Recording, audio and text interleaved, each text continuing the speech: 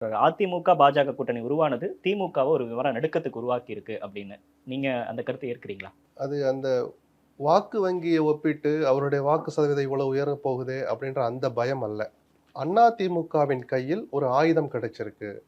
மத்தியில் ஆளுகிற பிஜேபி, எதையும் செய்ய துணிகிற பிஜேபி, தனித்து இருக்கிற போது அவர்கள் செய்ய தயங்கிய தவிர்த்த விஷயங்களை குபேந்திரன் சொன்ன மாதிரி இனிமேல் கொஞ்சம் துணிச்சலா செய்வாங்க. அதிமுக நிர்பந்தத்தின் கூட கூட செய்யலாம். அதை நிர்பந்தப்படுத்துற அளவுக்கு எடப்பாடினா வலிமையானவரா இல்லாம இருக்கலாம். ஆனால் இந்த அணி ஜெயிக்கணும்னா திமுகவுக்கு இந்த குடைச்சலை கொடுங்க அப்படின்னு அந்த விஷயங்கள் பரிமாற்றங்கள் நடந்துகிட்டு தான் இருக்கும். அதை நினைச்சுதான் அவர் முதல்ல பதட்டப்பட்டிருப்பார். ஏன்னா அவருடைய முதல் அறிக்கை எடுத்து பார்த்தா கொஞ்சம் அதிகப்படியா சில வார்த்தைகளை யூஸ் பண்ணியிருப்பார். தமிழ்நாட்டு நலனையே நீங்க போய் அடமானம் வச்சுட்டீங்க அப்படியெல்லாம் சொல்றதுக்கெல்லாம் அதில் ஒண்ணுமே இல்லை. இந்த கூட்டணி மக்கள் விரோத கூட்டணி, மக்கள் உங்களை நிராகரிப்பார்கள்னு தாராளமா சொல்லலாம். அதுக்கு அவருக்கு உரிமை இருக்கு. எந்த தமிழ்நாட்டு நலனை போய் அவர் அடகு வச்சாரு? சரி, நான் கேட்குறேன், நீங்க வலிமையான கூட்டணி உடையாம அப்படியே வச்சிருப்பீங்க, அதிமுக தனியாவே நிக்கணுமா? அவங்களுக்கு வேற என்ன ஆப்ஷன் இருக்கு? என்ன இருக்கட்டும் சார், அதை பத்தி உங்களுக்கு என்ன கவலை? மக்கள் நிராகரிக்க போறா, தூக்கி போட போறா, தூக்கி தலையில வச்சுக்க போறான். பத்திரிகையாளர்களுக்கோ மற்ற கட்சிகளுக்கோ என்ன கவலைன்னு நான் கேட்கிறேன். நாங்க வலிமையா அமைப்போம், நீ தனியா தான் நிக்கணும். இது ஜனநாயகமா? அவங்க சும்மா இருப்பாங்களா? இல்ல காய் வெட்டி கட்டிட்டு போவாங்களா? அவங்களும் எப்படியாவது முட்டி மோதான பார்ப்பாங்க. இது எவ்வளவு பெரிய இமேஜ் அடின்னு எடப்பாடிக்கு தெரியாம போய் விழுந்தார். விரும்பி போகல, அவர் மறுக்க முடியல கடைசி வரைக்கும். கடைசியா அவர் நமக்கு கிடைச்ச தகவல் இப்ப அறிவிக்க வேண்டாம்னு சொன்னாரு. அந்த கருத்துல எனக்கு உடன்பாடு இருக்குங்கிறது. கிட்டத்தட்ட 6 மாசம் முன்னாடி திமுக அதிமுக 2 பேருமே தொடங்கிட்டாங்க. திமுக ஆட்சி பொறுப்புல பணபலத்துல நல்லா இருக்கனால ஜிலு ஜிலு ஜிலுன்னு பூத் லெவல் கமிட்டி எல்லாம் மீட்டிங் எத்தனையோ போட்டாங்க. அவங்க அதை செய்யறதை பார்த்து அதிமுகவும் நீங்க பாத்தீங்கன்னா தொகுதி பொறுப்பாளர்கள் அசம்பிளி வாரியா போட்டாங்க. எதுக்கு? வாக்காளர் பட்டியல சரி பார்க்கறது, பூத் கமிட்டி அமைக்கிறதுன்னு இப்படிதான் பல முன்னாள் அமைச்சர்களை ஒரு மண்டலத்துக்கும் போட்டு ஒருத்தருக்கும் தனித்தனியா மாவட்டங்களை பிரிச்சு கொடுத்தாங்க. அவங்களும் தேர்தல் வேலையை பார்க்கறதுங்கிறது வேற, எலெக்ஷன் மூடு, எலெக்ஷன் ஃபீவருங்கிறது வேற. எனக்கு பொறுத்த வரைக்கும் ஃபீவர் இன்னும் தொடங்கலை. பிஜேபியினுடைய இந்த அழிச்சாட்டியம் கலந்த அவசரம் இருக்கு பாருங்க, இதனாலதான் ஃபீவருங்கிற வார்த்தை நீங்களாம் கேட்கக்கூடிய சூழல் வந்துச்சு. ஏன்னா எந்த புத்தியுள்ள கட்சியும் புத்தியுள்ள தலைவரும் 10 மாசம் முன்னாடி கூட்டணி அறிவிக்க மாட்டாங்க. இந்த ஜெல் ஆகிறதுக்கு தயாராகிறதுக்கு இதெல்லாம் எதுக்கு தெரியுமா டைம் வேணும்னு நானே சொல்லுவேன். ஒன்றுபட்ட அதிமுக ஒரு பேச்சு வந்துச்சுன்னா, எப்ப இவ்வளவு நாளா அடிச்சுக்கிட்டு குத்திக்கிட்டு வெட்டிக்கிட்டு ரத்தம் கசிகிற அளவுக்கெல்லாம் நீங்க அடிச்சுக்கிட்டீங்க. இது கசப்பு மாறணும்னா அந்த பிளவுபட்ட கட்சிகள் இணையறதுக்கு தான் அந்த ஜெல்லுக்கு டைம் வேணும். கூட்டணிகளுக்கு டைமே தேவையில்லை. ராமதாஸ் எல்லாம் பாத்தீங்கன்னா 5 நாள் முன்னாடி முடிவு எடுப்பாரு. அந்த அவசர கதியில எடுத்த கடைசி நேர முடிவு அவருக்கு வெற்றியையும் கொடுத்துச்சு, தோல்வியும் கொடுத்துருக்கு. ஏன்னா எலெக்ஷன் ஜுரத்துல அதெல்லாம் மறந்து போயிடும். இது இந்த கூட்டணி நல்லதா கெட்டதா, இவர் செஞ்சது சரியா தப்பான்னு விவாதிக்கிறதுக்குள்ள இவன் நாமினேஷன் ஃபைல் பண்றது தொடங்கிடுச்சா ஓடுங்கன்னு தொண்டர்கள்லாம் அந்த பக்கம் போயிடும். மக்கள் அதை பத்தி விவாதிக்க ஆரம்பிச்சிடுவாங்க. இந்த இடைவெளியை எதிர்கட்சிகளுக்கோ இந்த கூட்டணியை விரும்பாதவர்களுக்கோ கொடுக்க கூடாங்கனால இதை ரகசியமாவே வச்சிருப்பாங்க. ஒரு துக்க வீட்லயும் கல்யாண வீட்லயும் கூட்டணி எப்பயோ முடிவாயிருக்கும், மறைமுகமா வெளியே சொல்லவே மாட்டாங்க. இப்ப இந்த தேர்தல் எடுத்துக்கிட்டோம்னா டிசம்பர் ஜனவரியில தான் அதை கசிய விடுவாங்க. அதை எடப்பாடி எடுத்த ஸ்டாண்டு கரெக்ட், பட் அவரால் வித்ஸ்டாண்ட் பண்ண முடியல. அமித்ஷாக்கு என்ன பயம்? அதிமுக அப்படி விட்டு வச்சா விஜய் கூட பேசுறாங்கன்னு அவங்களும் கேட்டுக்கிட்டு தான் இருக்கிறாங்க. அர்த்தம் புரியும் உங்களுக்கு. ஸ்மெல் பண்ணி தான் விட்டா அங்கே போய் அது செட் ஆயிடுச்சுன்னா பிஜேபிக்கு போக்கிடம் இல்லாம போயிடும்.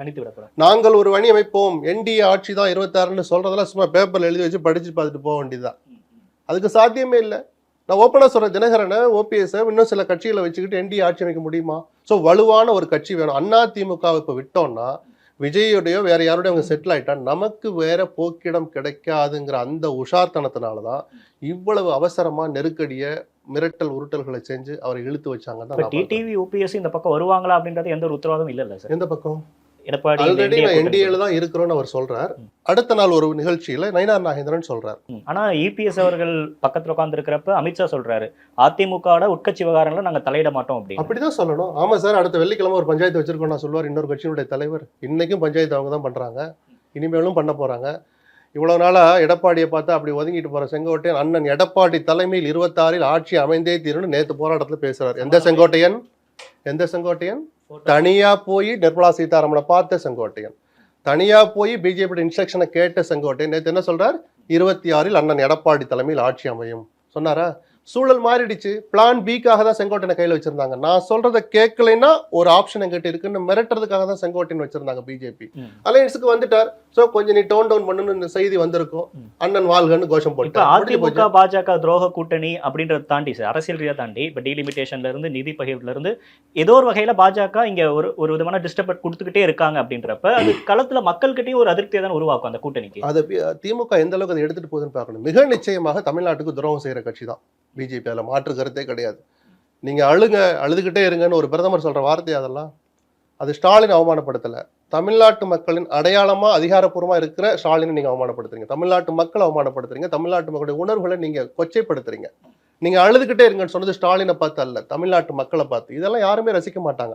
அதுக்கு தான் ஆளுமை இங்க தேவைப்படுது. அதை மறக்கடிச்சிட்டு ஊழல் நிறைந்த திமுக வீட்டுக்கு அனுப்பணும், ஒரு குடும்ப கொள்ளையடிக்குதுன்னு விஜய் சொன்ன வசனம் எடப்பாடியும் சொல்லுவார். தேர்தல் காலம் நெருங்க நெருங்க அந்த வசனங்கள்லாம் வெளியில வரும்.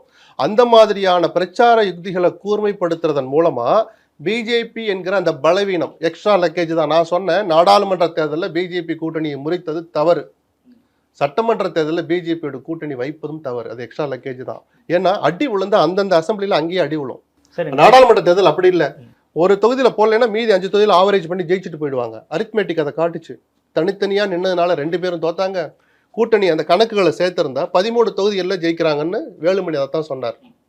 கெமிஸ்ட்ரி ஒர்க் அவுட் ஆயிருந்தா, பிளவுபடாமலே இருந்திருந்தா அந்த எழுச்சி வந்து குறைஞ்சபட்சம் 15 தொகுதியில் அவங்க ஜெயிச்சிருப்பாங்க. 20 நோக்கி போனாலும் ஆச்சரியப்பட்டிருப்பாங்க. 2024 கூட்டணி முறிச்சதுக்கான காரணம் அண்ணாமலையோடைய பேட்டி தானே. முழுக்க அவர் தான் தொடக்கப்பள்ளி வச்சார். ஆனா இதவே ஜெயலலிதா எப்படி ஹேண்டில் பண்ணிருப்பாருன்னா, அந்த தீர்மானம் போட்டு கூட்டணி விட்டு விலகுறோம்னு சொன்னார்ல, கூட்டணியை பற்றி நாங்கள் தேர்தல் நேரத்தில் முடிவு பண்ணுவோம்னு அறிவிக்க வச்சிருப்பார். அவரே அறிவிப்பார். கையை மூடியே வச்சிருக்கணும். நீங்க அன்னைக்கு சொல்லியிருக்க கூடாது. கடைசியில சாமியாரை விட்டு ஒரு கடைசி நேரத்தில் ஒரு முயற்சி நடந்து ஞாபகம் இருக்கா? அண்ணாமலை அவருடைய தொடுக்குத்தனத்தினால வெளியில வந்து கடுமையான வார்த்தைகளை பரிமாறிக்கிட்ட பிறகும் நிர்மலா சீதாராமனுடைய முயற்சியில கோயம்புத்தூர்ல வச்சு ஒரு சாமியாரை வச்சு கடைசியாக முயற்சி பண்ணாங்க எடப்பாடி கிட்ட. இந்த சூழலை ஏற்படுத்துறதுக்கு தான் அவர் இன்னைக்கு மௌனமா இருந்திருக்கணும்னு சொல்றேன். அப்படியா? அண்ணாமலையை மாத்துங்க அப்படின்னு கோரிக்கை வச்சு அமைச்சர்களை பார்த்தாங்களே சார் டெல்லியில. இருங்க அப்ப பதிலே வரலையே. அதனாலதான் எடப்பாடி எடுத்த முடிவு சரின்னு நான் சொன்னேன். அதிமுக தொண்டர்கள் எதுக்காக வெடி வெடிச்சான்? தலைமை கழக வாசல்ல கூட்டணியை விட்டு விலகுறோன்னு வந்து நீங்க வீடியோ எடுத்து பாருங்க, வெடி வெடிச்சுக்கிட்டு இருப்பான். ஏன்னா அம்மாவை காயப்படுத்திய, அம்மாவை அசிங்கப்படுத்திய அண்ணாமலைக்கு பாடம் புகட்டுற மாதிரி கூட்டணி விட்டு அண்ணன் வெளியே வந்தார் அப்படின்னு அவன் சந்தோஷப்பட்டான். அது ஒரு வகையான உணர்வு. அப்பதான் நான் என்ன சொல்றேன், வெளியில வரோம்னு சொல்லாம கூட்டணி இல்லைங்கிறத மறைமுகமா சொல்லியிருக்கணும். நாங்கள் தேர்தல் நேரத்தில் முடிவெடுப்போம்னு சொல்லியிருந்தா ஆட்டோமேட்டிக்கா ஓடிடுவாங்க. இன்னைக்கு நீங்க சாணக்கியத்தனு ஃபுல்லா கிளைம் பண்ணலாம். ஆட்டோமேட்டிக்கா 3 வருஷம் கழிச்சு இது பாட்டு தலைவர் தேர்ந்தெடுக்கிற சூழல் வருது. எடப்பாடியுடைய அழுத்தமும் ஒரு காரணமா இருக்கலாம். ஜெயலலிதா எப்படி ஹேண்டில் பண்ணிருப்பார்? அந்த நேரத்து வரைக்கும் காத்திருக்க வச்சு அவங்கள தன் பக்கம் வர வச்சு அப்ப டிமாண்டை பூரா கிளியர் பண்ணிருப்பார். அண்ணாமலையை தூக்குன்னு இருப்பார். எல்லாரும் ஜெயலலிதா ஆக முடியாது. ரைட், அதெல்லாம் நடந்து முடிஞ்சிடுச்சு. இனிமேலாவது இப்ப அன்னைக்கு நடந்தது பாத்தீங்களா? கூட்டணி அமைஞ்சு போச்சு, சரி புரிஞ்சுக்கிட்டாங்க. முன்னாடியே பண்ண அண்ணனை ஏதோ பண்ணிட்டாங்கன்ற அந்த உணர்வு தான் அதிமுக காரனுக்கு இருந்துச்சு. அவனுக்கு நான் ஒரு பலமான ஆயுதம் கிடைச்சதுன்னு தொடக்கத்துல சொன்னேன்ல, அதுக்கு அதிமுக காரன் ஒருத்தனும் சந்தோஷப்பட்டிருக்கணும். ஒருத்த முகத்திலையும் சந்தோஷம் இல்லை, ஒரு துக்க வீடு மாதிரி இருந்தது. ஏன்? மிரட்டி நம்மளை கூட்டிட்டு போயிட்டாங்க. ஏன்னா எடப்பாடியை கூட்டிட்டு போனா தன்னையே கூட்டிட்டு போனதான் அவன் நினைக்கிறான். மிரட்டிட்டாங்க. அது கூட்டணி ஆட்சியில பங்குன்னு சொன்னப்போ அவன் துடிச்சு போயிட்டான். அப்படி கொடுக்க வேண்டிய அவசியம் இல்லை. மறுத்துட்டார் எடப்பாடி. அந்த 5 நாள் கதையை பேசுவோம். பேசுறாரு, அமித்ஷா உட்கார்ந்து இருக்கிறார், சொல்றாரு இந்தி. அவர் எடப்பாடிக்கும் புரியாது, எனக்கும் புரியாது, ஒத்துக்கிறேன். அடுத்த செகண்ட் ஸ்ரீகாந்த் தமிழ்ல மொழிபெயர்க்கிறார்.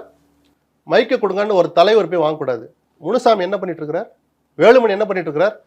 தலைவரே கொஞ்சம் கூப்பிட்டு சொல்ல, தம்பி மைக்க தலைவர்கிட்ட கூட சொல்லியிருக்கணும்ல, நாங்க கூட்டணிக்கு ஒத்துக்கிட்டோம், திமுக வீழ்த்தணுங்கிற அந்த காமன் அஜெண்டாவுக்கு. ஆட்சியில பங்குங்கிறதெல்லாம் நாங்கள் அப்புறம் பேசுவோம், அல்லது இப்ப பேசல அப்படின்னு சொல்லணும்னு நான் ஈஸியா சொல்லிட்டு போயிட்டேன். அந்த இடத்துல உட்காந்துருக்கிற எடப்பாடிக்கு தான் அந்த வழி தெரியும். அவ்வளவு சுலபத்தில் அவர் செய்ய மாட்டார். சரி, அடுத்து உடனே விருந்துக்கு கூட்டிட்டு போறீங்க, அப்பயும் எதுவும் பேச முடியாது.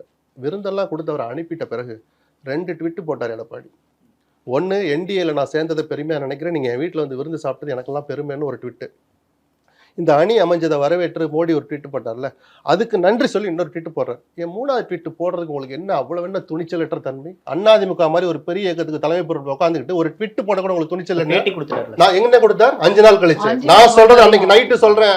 டிவியில அத்தனையிலையும் ஃபிளாஷ் நியூஸ் போகுது, கூட்டணி ஆட்சியில் பங்கு, ஆட்சியில பங்கு, எத்தனை பேர் நாங்கள் அப்புறம் பேசுவோம்னு சொன்னா கார்டு பை கார்டு போட்டுக்கிட்டே இருக்கா, பார்த்துட்டு இருக்காரு, வேடிக்கை பார்க்குறாரு. சரி விட்டுருங்க, இது ஏதோ டிவிக்காரன் ஏதாவது பரபரப்புக்கு போடுவான். அடுத்த நாள் செய்தியை பாருங்க, தினத்தந்தி பேப்பர் எடுத்து வச்சு பாருங்க, 8 கால செய்தி போடுறான். ஆட்சி, கூட்டணி ஆட்சியில் கிட்டத்தட்ட கூட்டணி ஆட்சிங்கிற வார்த்தையை பச்சையா போடுறாங்க. ஏன்னா தினத்தந்தி எப்படி தப்பு பண்றாங்களே? ஏப்பா அந்த ஹிந்தி தெரிஞ்சவனை கூப்பிடு, அமித்ஷா என்ன சொன்னான்னு கேளு. அன்னைக்கே பிரஸ் மீட் வச்சிருக்கணும்ல, ஒரு அறிக்கை, ஒரு ட்விட், ஒரே ஒரு பேரா, நாங்கள் இதை பத்தி பேசல, தேர்தல் முடிந்து பேசுவோம் சொன்னாரா? அதுவும் அவன் காயப்பட்டு போயிட்டான். 5 நாள் அமைதியா இருந்ததும் அது ஒரு பலவீனத்தை ஏற்படுச்சு. இவர் சொன்ன மாதிரி தேர்தல் நெருங்க இந்த காயங்கள்லாம் மாறிடும், நான் மறுக்கவே இல்லை. அதை எந்த அளவுக்கு எடுத்துட்டு போறான்னு பார்க்கணும். 2ஆம் தேதி செயற்குழு நடக்குது, யாரையுமே டிஸ்கஸ் பண்ணல. முனுசாமி, வேலுமணி, உதயகுமாரை தவிர டெல்லிக்கு போனதை பத்தி ஒரு யாருக்கும் சொல்லலை. ஆட்சியில பங்கு அதை பத்தி எதுவும் பேசல. அமித்ஷா கேட்டார்னா சொல்லணும்ல, சொன்னா தானே அண்ணே விட்டுறாதீங்க அண்ணே. தலைவரே எம்ஜிஆரே அதை சொல்லல, ஜெயலலிதாவே அதை சொல்லல, நீங்க அதை சொல்லிடாதீங்க. ஏன்னா திமுக தமிழ்நாட்டு அரசியலை பொறுத்த வரைக்கும் 80ல சொல்லப்படாமல் அதை சொல்லி தேர்தலை சந்திச்ச கலைஞருக்கு தோல்வி தான் கிடைச்சிச்சு. எம்ஜிஆர் தான் ஜெயிச்சார். காங்கிரஸ் திமுக சரிபாதி பிரிச்சுக்கிட்டதுல தோல்வி தான் கிடைச்சது. தமிழ்நாட்டை பொறுத்த வரைக்கும் அது ஒரு ஏற்றுக்கொள்ளப்படாத நிராகரிக்கப்பட்ட தியரி. இந்த கூட்டணி இதை ஆட்சி சொல்லும் போதே பலவீனத்தை ஒத்துக்கிறீங்கன்னு அர்த்தம். உங்களால ஜெயிக்க முடியல தனியாங்கிறத ஒத்துக்கிறீங்க. இந்த கூட்டணி ஆட்சி அப்படின்னா நீங்க எல்லாரும் அந்த புள்ளியை தொட்டு தான் பேசுனீங்க. பட் அதை கொஞ்சம் நான் விரிவா பேசணும்னு நினைக்கிறேன். ஆட்சியிலும் பங்கு அதிகாரத்திலையும் பங்கு அப்படின்றது பாமக தொடங்கி விசிக இப்ப கிருஷ்ணசாமி கூட யார் ஆட்சியில பங்கு தராங்களோ அவங்களோட தான் கூட்டணி அந்த அளவுக்கு வந்து அவர் பேச ஆரம்பிக்கிறாங்க. ஆனா திராவிட கட்சிகளான திமுக அதிமுக இங்க அதுக்கெல்லாம் வாய்ப்பே இல்லை அப்படின்றத ரொம்ப உறுதியா இருக்காங்க. 2026 தேர்தலில் இது ஒரு மேஜர் ரோல் பிளே பண்ணுமா? நான் கொஞ்சம் பச்சையா போட்டு உடைச்சா அடிக்கிற கணக்கு வழக்கெல்லாம் அவனுக்கும் தெரியும். ப்ராக்டிக்கலாக அதுதான். எவ்வளவோ ரகசியங்கள் இருக்கும். ஒரு மந்திரி பதவி இருக்கும்போது 2 உறுதிமொழி எடுப்பாங்க. என்னென்ன சொல்லுங்க? ஒன்று ரகசிய காப்பு, இன்னொன்று பதவியேற்பு உரிமை. 2 எடுப்பாங்க. அந்த ரகசிய காப்பில் சில வார்த்தைகள்லாம் வரும். என் கவனத்துக்கு வருகிற அலுவல் சார்ந்த விஷயங்களை தேவையின்றி ஒருவருக்கோ பலருக்கோ நான் சொல்ல மாட்டேன் அப்படிலாம் வரும் இல்லையா? நீங்கள் இன்னொரு கட்சியை கொண்டாந்துட்டீங்கன்னா, ஏன்னா ஒரு கொள்கையை சொல்லி ஒரு ஓட்டு கேட்குறீங்க, பிரதான கட்சி அந்த தலைவரை பார்த்து, இப்போ நீங்கள் பாரதிய ஜனதா வரட்டும், பாமக வரட்டும், தேமுதிக வரட்டும், எடப்பாடிங்கிற அந்த முகத்தை சொல்லி நீங்கள் சிஎம்னு ப்ரொஜெக்ட் பண்ணுற போது அவர் மேலே இருக்கிற நம்பிக்கை, அவர் மீதான தங்களுடைய பார்வை, அதனுடைய வீச்சு, இதன்படி தான் வெற்றி தோல்வி கிடைக்கும். அப்படி கிடைக்கிற போது அவர்களுடைய கொள்கை அப்படின்னு தான் அதை ஃபோக்கஸ் பண்ணி கொண்டு போயிட்டு இருக்கிற போது இன்னொரு கொள்கை, இன்னொரு ஸ்டைல் இருக்கிற ஒரு கட்சி அந்த இடத்துல வந்துட்டாலே அந்த கட்டுச்சோத்துக்குள்ளே எளிய விட்ட கதைன்னு ஒன்று சொல்லுவாங்கல்ல, அதன் மாதிரி தான். இது ப்ராக்டிக்கலாக சாத்தியம் இல்லை. இதை உணர்ந்து தான் 90 இடம் தான் இருக்குது நமக்குன்னு தெரிஞ்சிருந்த கலைஞர் ரொம்ப சாதுரியமாக அதை தவிர்த்தார். அது பாமக ராமதாஸுக்கு அது கோபம் தான். கோபத்துல தான் கொண்டு முதல்ல லெட்டர் கொடுத்தாரு. சந்தோஷத்துல எல்லாம் போய் கொடுக்கவே இல்லை. இந்த அவர் நான நன்னயம் செய்து விடல்ன்ற அந்த மனசுல வச்சுக்கிட்டு தான் நம்ம கேட்டும் கொடுக்கல. அவர் மந்திரி பதவி கேட்கல. ஜே.கே. மணிக்கு சபாநாயகர் பதவி கேட்டார். கலைஞர் அண்ணா அவ்வளவு அரசியல் தெரியாதவரை மைனாரிட்டி கவர்மெண்ட்ல கொண்டு போய் சபாநாயகர் கொண்டு இன்னொரு கட்சி கொடுக்கறதுக்கு நோ சொன்னார். அவர் போய் கோபத்துல போய் கொடுத்தார். காங்கிரஸுக்கும் அதை அழுத்தி சொல்லணும். ஏன்னா பாமக கொடுத்துட்டாங்க, இவங்க கொடுக்க வேண்டிய கட்டாயம் வருது. பிளஸ் பாண்டிச்சேரிலையும் இங்கே கொடுத்தா அங்கே கேட்போன்ற போது நாராயணசாமி இருந்தார் நினைக்கிறேன். அவர் நான் மறுத்தார், இங்கே எல்லாம் கூட்டணியில் இடம் கிடையாதுன்னு. ஸோ ஆட்டோமேட்டிக்காக அவங்க விட்டாங்க. அந்த சாதுரியமான சூழல் இப்போ வரும்னு நீங்கள் எதிர்பார்க்க முடியாது. இன்னொன்று, நம்ம அதிமுக பிஜேபி பற்றி மட்டுமே பேசிட்டு இருக்கோம். கூட்டணி ஆட்சி திமுகவில் அந்த குரல் எழும்பும். ஒப்பந்தம் போடுற போதே எங்களுக்கு சொல்லுங்க, ஒப்பந்தத்தில் காட்ட வேண்டாம், எங்களுக்கு வாக்குறுதி கொடுங்கன்னு கேட்பாங்க. அந்த சூழல் வந்தாலாவது கொடுப்பீங்களான்னு சொல்லுங்கன்னு திருமாவளவன் போன்றவர்கள் கேட்பாங்க. ஏன்னா ஆதவர்ஜுனா பொதுவெளியில் அவ்வளவு கருத்துக்களை சொன்ன போது அமைதியாக வேடிக்கை பார்த்தவர் திருமாவளவன். அதில் நியாயமான காத்திருப்பும்னு கூட நான் சொல்லுவேன். திருமாவளவன் துணை முதலமைச்சராக கூடாது, அவர் அமைச்சராக கூடாது, நிச்சயமா அவருக்கு தகுதி இருக்கு. அப்போ அதுக்கு எங்களுக்கு ஒரு பதில் சொல்லுங்க, எங்க தொண்டர்கள் கேட்பாங்கன்னு திருமாவளவன் கேட்பார், செல்வ பெருந்தகை கேட்பார். நடக்குமா நடக்காதா இவங்களெல்லாம் நீங்க சீட்டு எண்ணிக்கை அதிகமாக கேட்பாங்கன்னு குபேந்திரன் சொன்னதை தாண்டி அடுத்து பூட்டி அறைகளுக்குள்ள ஆட்சியில பங்கு கொடுங்கன்ற கோரிக்கையும் வரும். அதையும் சமாளிச்சு ஒரு எடுத்துட்டு போறது சவால் அவருக்கும் தான் இருக்கு. ஏதோ இங்க மட்டுமே அந்த தலைவலி இருக்குன்னு நினைக்காதீங்க. எடப்பாடி 5வது நாள் அந்த வார்த்தையை சொன்ன பிறகு நான் என்ன கொஞ்சம் எதிர்பார்த்தேன்னா, அமித்ஷாட்ட வந்து ஒரு ரியாக்ஷன் வரும்னு எதிர்பார்த்தேன். நான் அவர்கிட்டையும் மௌனம் தான் இருந்தது, கள்ள மௌனம் இருந்தது. சுதாகர் ரெட்டியினுடைய அறிக்கை, பொதுவாக அவர் இந்த மாநிலத்துடைய பொறுப்பாளராக இருக்கிறவர், அமித்ஷாவுடைய ஒப்புதல் இல்லாமல் அந்த அறிக்கை வரல. செக் பண்ணதில் அமித்ஷா ஆஃபீஸ்க்கு கொடுத்து ஆங்கிலத்தில் வெளிவந்த அந்த அறிக்கை அமித்ஷா அலுவலகத்தின் ஒப்புதலோடு வெளிவந்த அறிக்கையில் அதுலேயும் பதுங்கல் தான் இருக்குது. இப்போ அதை பற்றி பேசாதீங்க, தம்பிதுரை பேசுனதுக்கே எடப்பாடி சொல்லியிருக்கிறார் அமைதியாக இருக்க சொல்லி, அப்போ நாமளும் நம்ம கட்சி சார்பாக அமைதியாக இருப்போம்னு அவரும் பதுங்குதான். அவர் அறிக்கை விட்ட ஒரு சில மணி நேரத்தில் நயினாரும் தனியாக தமிழில் ஒரு அறிக்கையை வெளியிட்டார். இப்போ யாரும் அதை அவங்க பார்த்துக்குவாங்க. அப்போ இந்த பதுங்குறாங்கன்னாலே அது இப்போ எடுபடாதுங்கிற அந்த கள நிலவரம் அமித்ஷாவுக்கு சொல்லப்பட்டிருக்கலாம். இப்போ இப்படியே சந்திப்போம்னு குபேந்திரன் சொன்ன மாதிரி தேர்தல் முடிஞ்ச பிறகு, நான் காமெடிக்காக இல்லை ப்ராக்டிக்கலாக சொன்னேன். இன்னொருத்தரை விட்டா கணக்கு வழக்கெல்லாம் அவங்களுக்கும் தெரியும்னு நினைக்கிறது ஒரு பக்கம், தெரியணும்னு நான் எதிர்பார்க்குறேன் ஒரு பத்திரிகையாளராக. அவர் சொன்ன மாதிரி இந்த இடம் நெருக்கடி. 2வது கிழமையில் திமுக ஜெயிக்க, இன்னைக்கு நிலைமைக்கு திமுக ஜெயிக்க வாய்ப்பு இருக்குன்னா அவர்களிடமும் அந்த அணியிடமும் அந்த நெருக்குதல் அதிகமாகும். ஸ்டாலினுக்கு நெருக்கடி அதிகமாகும். அப்படி வந்த பிறகு ஒரு கூட்டணி ஆட்சி அமைஞ்சாதான் இனி வரப்போகிற தமிழ்நாட்டுக்கு நல்லதோன்னு நான் பார்க்குறேன். ஏன்னா ஒரு குடும்ப கொள்ளையடிக்குங்கிற வார்த்தைக்கும் அது காணாமல் போயிடும். அதுக்காக எல்லாரும் சேர்ந்து கொள்ளையடிங்கிறதுக்கான ஒரு செக்லீஃபை நான் கொடுக்கல. மக்களுக்கு தெரிய வரட்டுங்கிற ஒரு மோதல் வந்தோ அல்லது ஏதோ ஒரு அதிருப்தி வெளியில் வந்தோ சில விஷயங்கள் வெளியில் வந்தாதான் தவறு செய்கிற வேகம் குறையிறதுக்கும் அது ஒரு காரணமாக இருக்கும். காமெடியெல்லாம் கொஞ்சம் தள்ளி வச்சுட்டு இன்னொரு பக்கம் யோசிச்சு பார்த்தா, சரி அவனும் இருக்கிறான், இருப்பா இந்த இடம் வைக்காதீங்கப்பா கேபினெட்டில், அல்லது அவனை கொஞ்சம் கன்வின்ஸ் பண்ணி வைப்போம்ப்பா. இப்போ ஒரு 500 ஏக்கர் நிலத்தை ஒரு கம்பெனி கொடுக்கணும்னு ஒரு தனி கட்சி ஆட்சியில் முடிவெடுக்கிறது எவ்வளோ சுலபமாக முடியுமோ, இன்னொரு ஏதேனும் ஒரு கட்சி உள்ள இருந்தால் கூட இவர்களை கன்வின்ஸ் பண்ணாமல் அந்த அஜெண்டாவில், கேபினெட் அஜெண்டாவில் அது வரவே வராது. ஒரு சின்ன உதாரணத்துக்கு நான் சொல்றேன், எவ்வளவோ விஷயங்கள் இருக்கு அது மாதிரி.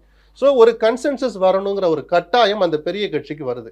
அது ஜனநாயகத்துக்கும் நல்லது, ஒரு மாநிலத்துக்கும் நல்லதுன்னு பார்க்குறேன். விஜய் முன்னாடி இப்போ என்ன ஆப்ஷன் இருக்குன்னு பார்க்குறீங்க? இல்லை, நைட்டெல்லாம் யோசிச்சு அவர் விடிய காலம் வெளியிட்ட அறிக்கையை பார்த்தா ஒரு வேதனையும் விரக்தியும் கலந்த அறிக்கை தான். அதிமுகவும் நம்மளை விட்டு போயிடுச்சேங்கிறது தான். ஏன்னா ஒரு வருஷமா அதிமுக பற்றி வாய மூடிட்டு சும்மா இருந்துட்டு நான் ஆட்சியில் இருக்கிற திமுக பற்றி தான் நான் பேசுவேன்லாம் சொன்ன விஜய், அந்த ஒட்டு மொத்தமாக ஒரு வருஷத்துல தேக்கி வச்ச அத்தனை கக்கன மாதிரி நீ மறைமுகமாக வச்சிருக்கிற அவங்க வெளிப்படையாக வச்சுட்டாங்கன்ற அந்த விரக்தி தான் அதில் தெரிஞ்சது. இப்போ நீங்கள் சொன்ன மாதிரி 4 அணி கண்ணுக்கு தெரியுது. இன்னைக்கு வந்த ஒரு தகவல், புறக்கணிக்க முடியாத ஒரு வதந்தி, பாமகவும் விஜயும் பேசுறாங்க, மறுக்க முடியாது. ஆனா டாக்டர் ராமதாஸ் கொஞ்சம் அரசியல் நல்லாவே தெரிஞ்சவர். சுயநலம்னு நம்ம சொல்லலாம், ஒரு அரசியல் கட்சிக்கு சுயநலம் இருக்கணும் தான். தேர்தல் நேரத்துல உச்சபட்சத்துல அது இருக்கும். ஜெயிக்கிற குதிரையில தான் அவர் பணம் கட்டுவார். அதுல அவர் ரொம்ப உஷாரா இருப்பார். விஜய் ஜெயிக்க கொடுத்து ஏன்னா இன்னும் அன்டெஸ்டட் இல்ல, அன்ப்ரூவ்டு லீடர்ல அவர் இன்னும் வரும். போய் நின்று ஒரு 10% வரும்னு நினைக்கிறோம். ராமதாஸுக்கு தகவல் போயிருக்கும். சரி 10, நம்ம ஒரு 7, 17 போதாது இல்ல, ஒரு 4 தொகுதி 5 தொகுதி ஜெயிக்க வாய்ப்பு இருக்கு, நான் மறுக்கல.